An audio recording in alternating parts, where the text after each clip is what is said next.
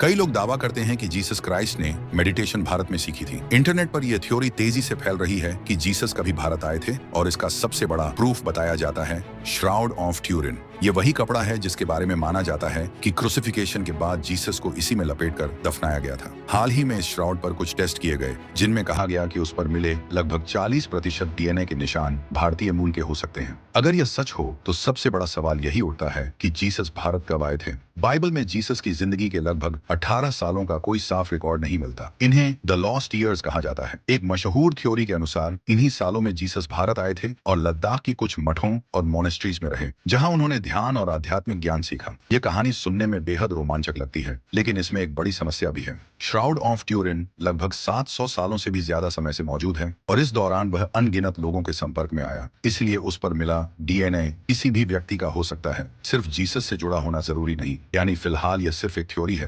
पक्का सबूत नहीं। लेकिन फिर भी एक बात हमेशा याद रखनी चाहिए, सिर्फ इसलिए कि हमारे पास सबूत नहीं है इसका मतलब यह नहीं कि वह बात कभी हुई ही नहीं। और अगर कभी यह साबित हो गया कि जीसस सच में भारत आए थे तो इतिहास की पूरी कहानी बदल सकती है।